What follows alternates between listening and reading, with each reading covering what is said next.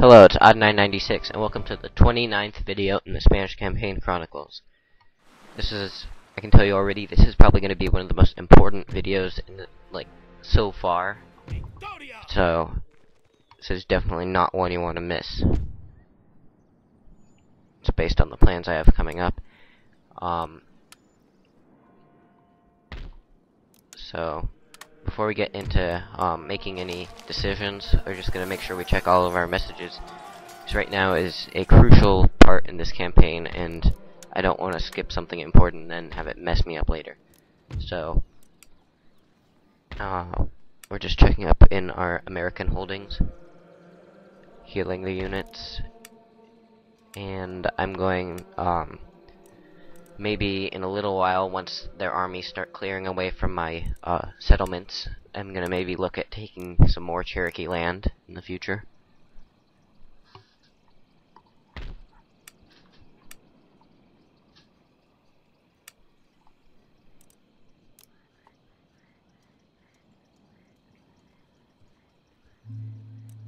And pretty soon, my attempts at holding, keeping the different territories in the Spanish Empire together, it's gonna probably pay off pretty soon, because I had to, as you can see, like in the Netherlands and in Naples and stuff like that, I didn't just let whoever was nearby take them.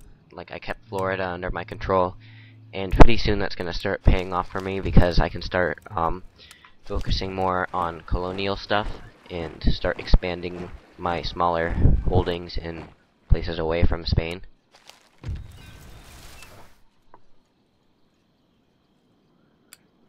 And that's pretty good for America, so we're gonna go ahead and focus on what's happening here in Spain.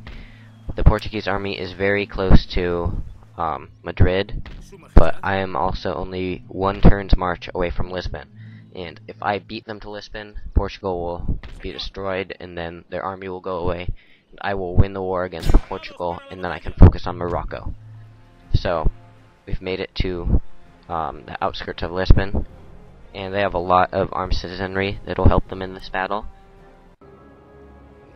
I'm gonna skip I'm not gonna show you the deployment, it's not that special for this battle. Basically, I got my guerrillas in the front and line infantry behind them. I'm gonna keep the general's bodyguard in the back to keep him alive. I don't want him to die in this battle, because that's one thing that could really mess me up. And you can see the guerrillas just sort of creeping around. They're hidden when they do that. And I don't really know why the enemy decided to put up those wooden cavalry barrier things. I guess they were expecting me to just charge with my general's unit. It's not a bodyguard, but it's the general in it. If I had to fight against the Portuguese main army, I would have planned to recruit the general before, if I could. But seeing as I don't really have to fight against another army, I'm not gonna do that.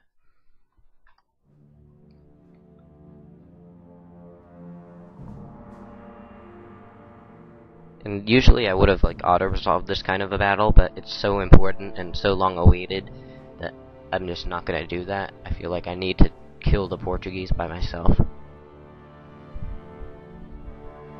And as you can see, as you could see earlier, before I attacked, the slider bar was slightly in my favor, but I just wanted to make sure that when I did it myself, it wouldn't mess it up.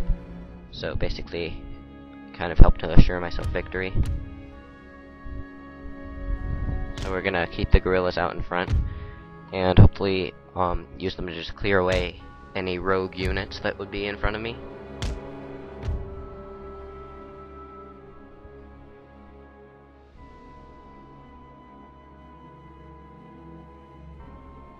And as you can see, back there they had their general's bodyguard unit, or I don't remember if it's a bodyguard, but they have the cavalry unit there, and I'm gonna try to shoot it with my guerrillas and try to kill it before it can do anything to me.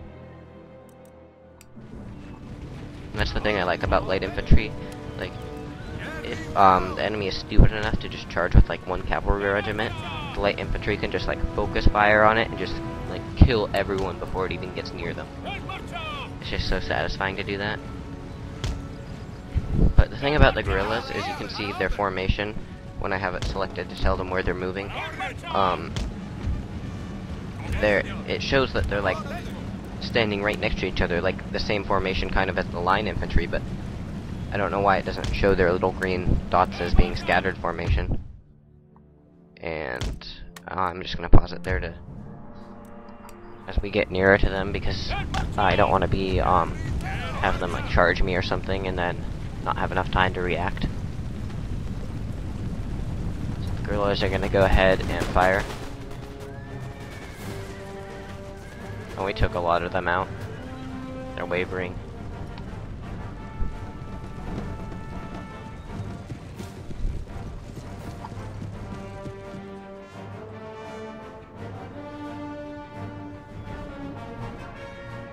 And they've got that one regiment in the building there. But for some reason I'm going to forget about that.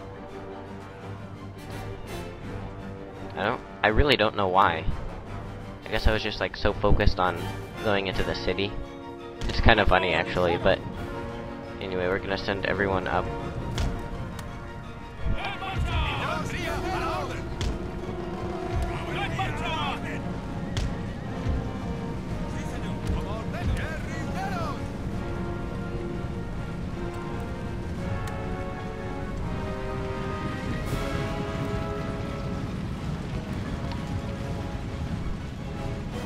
So hopefully we can start shooting the enemy as they're still in that little street in the city, I guess it is. And their cavalry is moving towards me. I don't want the guerrillas to get hit, so I'm going to move them back. And because we now know square formation, I'm putting everyone in squares. Just didn't really have time to select the individual units, and as you can see, the squares are just going to kill that cavalry unit. Moving our units back, and the cavalry unit is already routing. I'm going to go ahead and get all the line infantry out of square formation. And the rest of it too, so that we can fire at the approaching enemy with full efficiency.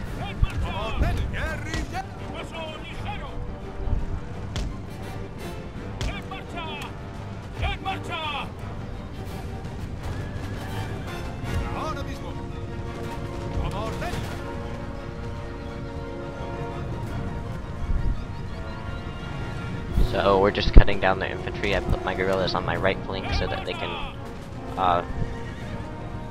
fire from the sides of the enemy.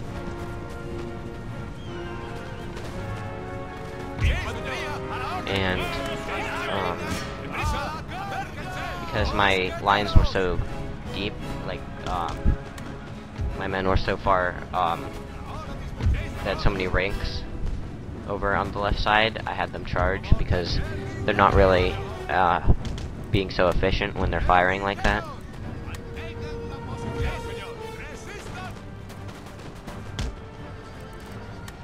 And here we encounter the light infantry glitch, where they won't turn around when you're ordering them to move.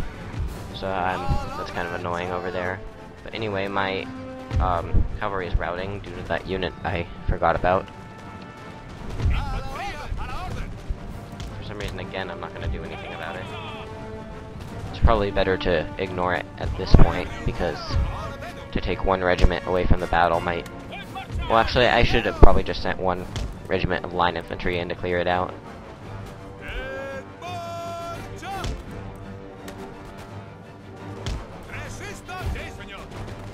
So we're trying to send the guerrillas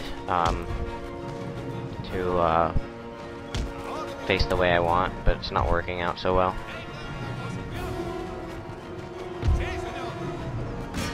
So anyway, their right flank has been crushed. I'm going to maneuver around my line of infantry so they can fire into what's left. My general has died due to my stupidity about forgetting about that one unit. I really don't know why that happened, but it doesn't matter. Well, okay, it does matter, but not really.